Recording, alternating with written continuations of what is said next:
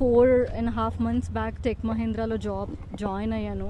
అందరిలాగే hundreds of people coming there. అందులోంచి interview crack చేసి నేను జాబ్లో జాయిన్ అయ్యాను. జాయిన్ అయిన తర్వాత జూన్ మంత్లో నాకు హెల్త్ నిజంగా బాగుండలేదు. ఫ్లోర్ మీదనే పడిపోయాను.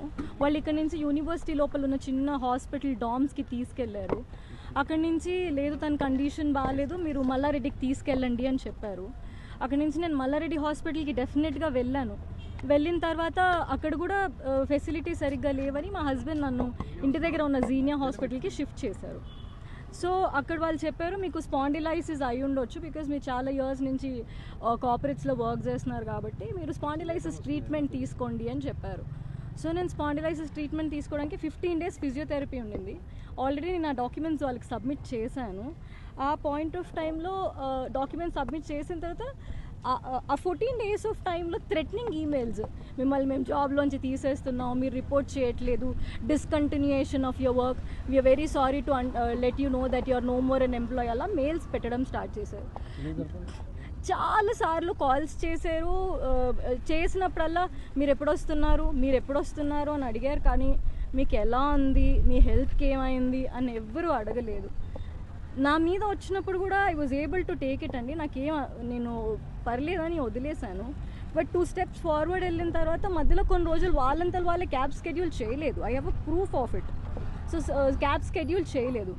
ఫ్రైడే ఏం జరిగిందంటే మా పాపకి ఒంట్లో బాగాలేదని నేను కాల్ చేసి చెప్పాను. నేను క్యాబ్ ఏరియాలో అక్కడ దిగి ఇక్కడ నడుచుకుంటూ వచ్చేసరికి 3 calls వచ్చాయి. మా టీమ్ లీడర్ అన్నారు మీరు పైకి వచ్చేసేయండి, పైకి వచ్చి మీరు మాట్లాడండి, మీరు ఫస్ట్ లాగిన్ చేసేయండి అని చెప్పారు. లాగిన్ చేస్తే లేట్ అవుతుంది కదా సార్, నేను మళ్ళీ ఇంటికి వెళ్ళడానికి లేట్ అవుతుంది, నేను లాగిన్ చేయలేదు, నేను ఇంటికి వెళ్ళిపోతాను అని. ఆల్రెడీ డెసిషన్ కనుక మీరు తీసేసుకుంటే మీరు మమ్మల్ని ఎందుకు మేడం అడగడం అంటే, లేదు సార్ మీరు మా టీఎల్ మీకు చెప్పకుండా ఎలా ఉంటాను అని చాలా మర్యాదగానే నేను కాల్ డిస్కనెక్ట్ చేశాను. ఆ తర్వాత నెక్స్ట్ డే మార్నింగ్ కూడా నాకు కాల్ వచ్చింది. కాల్ వస్తే నేను డాక్యుమెంట్స్ పెట్టాను, నోటెడ్ అని పెట్టారు. పెట్టిన తర్వాత వాళ్ళు నాకు 22nd రోజు నేను నార్మల్గా లాగిన్ చేయడానికని వచ్చానండి.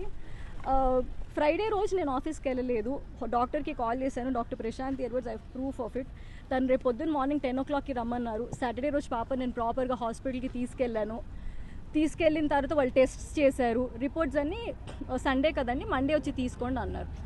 మండే మొత్తం ట్రీట్మెంట్ చేసిన తర్వాత కూడా, నేను డాక్యుమెంట్స్ పంపించిన తర్వాత కూడా they wrote me an email that నేను డాక్యుమెంటేషన్ పంపించలేదు, వాళ్ళకి ఎలాంటి కమ్యూనికేషన్ ఇవ్వలేదు కాబట్టి నన్ను సర్వీసెస్ నుంచి తీసేస్తున్నా అని మెయిల్ పెట్టారు. After multiple attempts, we have not any medical report, nor have reported back to office. Hence, we will have to unfortunately proceed with the separation under abandonment form అని ఒక mail పెట్టారు. నా దగ్గర proofs ఉన్నాయి that నేను I have sent it to them అని చెప్పి. ఒకటి నాకు మెయిల్ 21st రోజు మెయిల్ వచ్చింది, థ్రెటనింగ్ మెయిలే అది కూడా. It is not never requesting.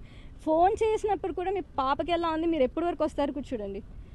21st రోజు వాళ్ళు ఇచ్చారు, వాళ్ళకి నేను రిప్లై చేశాను.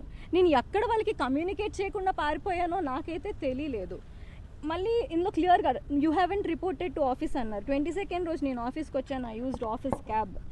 వచ్చిన తర్వాత when I was reading those mails అండి, నాకు అనిపించింది నేను ఇంత టాక్సిక్ ఎన్వైరన్మెంట్లో నేను వర్క్ చేయలేను. Anyhow I was decided to put down my papers and police స్టేషన్కి వెళ్ళాను నేను టు కంప్లైంట్. పోలీసులు ఏమంటారంటే మీరు లేబర్ లాకి వెళ్ళిపోండి, లేబర్ లా దగ్గర నుంచి సపోర్ట్ తీసుకోండి అని చెప్పారు. వాళ్ళు ఎఫ్ఐఆర్ చేయలేదు, పిటిషన్ తీసుకుని రిసిప్ట్ ఇచ్చారు. నిన్న డే మొత్తం పోలీస్ స్టేషన్లోనే ఉన్నాను. Evening I try to reach few people but ever response సరిగా అవ్వలేదు. ఆ తర్వాత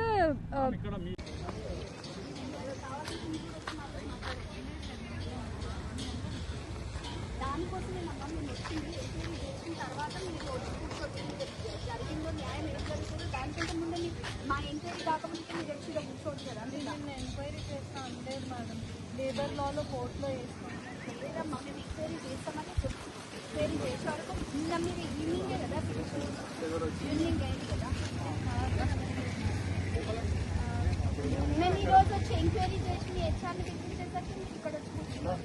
అయ్యో నిన్న నేను మీకు చాలాసేపు హెల్ప్ చేయమని అడిగాను. మీరు లేబర్ కోర్టులో కన్సల్ట్ చేయాలని సిఐ గారు లేబర్ కోర్టు నంబర్ వాళ్ళు ఎంతసేపు ఫోన్ ఏ కానీ రాంగ్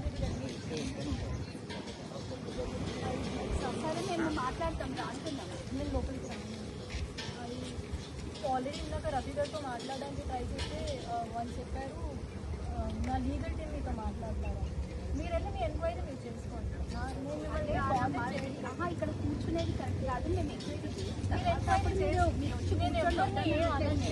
మేము ఎంక్వైరీ చేస్తున్నాము. మీరు కూడా కావాలంటే వాళ్ళతో మాట్లాడిన తర్వాత జరగకుండా అప్పుడు మీరు కూర్చుంటారు. అయ్యో అలా వద్దండి. నేనేమంటున్నానంటే ఎవరైతే మీరు మాట్లాడించడానికి ట్రై చేస్తున్నారో వాళ్ళే నాకు ప్రాబ్లం కదా.